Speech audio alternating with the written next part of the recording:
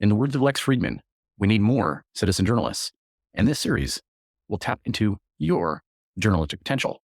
I promise. Masterpieces in museums. Masterpieces in museums. Reconsidering the cult of artistic reverence. A peculiar phenomenon occurs in museums, hallowed halls, an almost religious reverence of artistic masterpieces. The conventional wisdom asserts that these works of art, carefully preserved and displayed, possess an inherent value worthy of our utmost admiration and reverence. However, it is time to challenge this conventional wisdom and critically examine the cult-like status bestowed upon museum masterpieces.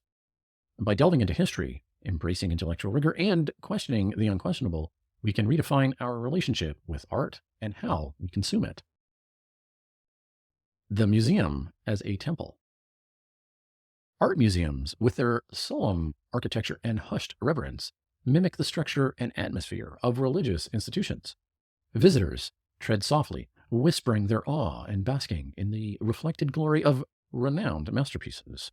This elevation of artworks to the status of sacred relics suggests an inherent belief in their intangible nature, a belief that deserves scrutiny. Historically, art has often tied to religious devotion and power as a tool for political propaganda or religious indoctrination. Iconoclasm and the deliberate destruction of religious icons reveals the fragility and fecklessness of the reverence bestowed upon such objects. Nevertheless, divorced from an explicitly religious context, the masterpieces housed within museums still remain an air of sanctity that begs to be examined critically. The myth of objective aesthetics.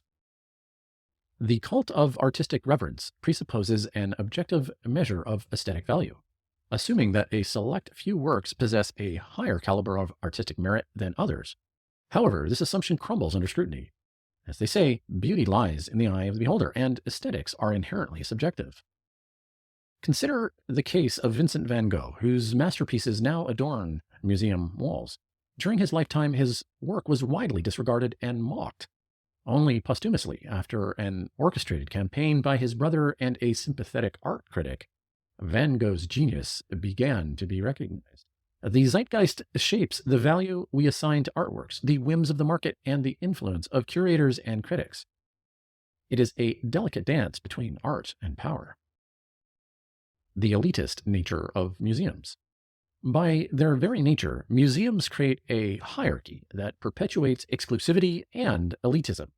The limited space available for display ensures that not only a fraction of artistic output throughout history can be showcased. While driven by expertise, taste, and historical significance, this curatorial selection ultimately reinforces a limited canon of art that fails to represent human creativity's diverse and multifaceted nature. The power dynamics within the art world, with its gatekeepers and tastemakers, play a significant role in determining what is deemed worthy of preservation and display. This selection process is not infallible. It is susceptible to biases, cultural blind spots, and political considerations. We must recognize the need for a more inclusive and diverse representation of artistic expressions to challenge the cult of artistic reverence. Reimagining the consumption of art. We must consider our approach to consuming art to liberate ourselves from the shackles of the cult of artistic reverence. Instead of treating masterpieces as relics encased in glass, let us encourage interaction and reinterpretation. The act of creation is not static, but ever evolving, and our engagement with art should reflect this dynamism.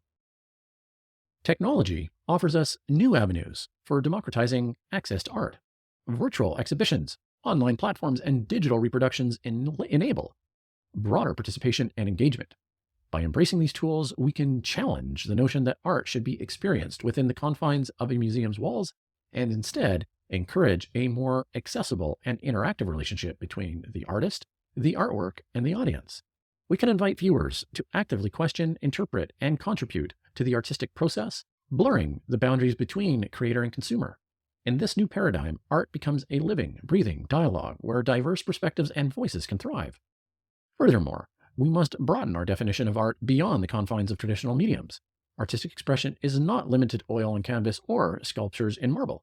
Instead, it encompasses many forms, from street graffiti to performance art. digital installations, and immersive experiences. By embracing the expansiveness of art, we break free from the limitations imposed by the cult of reverence and open ourselves to a rich tapestry of human creativity. Simultaneously, we should challenge the notion that artistic value is solely determined by market forces or the opinion of cultural elite. While economic considerations and expert analysis have their place, we should not allow them to dictate the worth and significance of an artwork. Instead, we should value art's ability to provoke thought, evoke emotions, and challenge the status quo. Let us not forget that art has long catalyzed social and political change. Throughout history, artists have defied conventions, questioned authority, and shattered societal norms. By reclaiming art's subversive and transformative power, we can use it to critique, challenge, and reshape our world. In conclusion, the cult of artistic reverence within museums is not beyond reproach. However, it is time to critically examine the elevated status bestowed upon masterpieces and the power dynamics perpetuating exclusivity within the art world. By embracing subjectivity, inclusivity, and the democratizing potential of technology, we can redefine our relationship with art. Let us forge a new path where art is a vibrant, dynamic conversation that transcends the confines of museums and embraces the diversity of human creativity.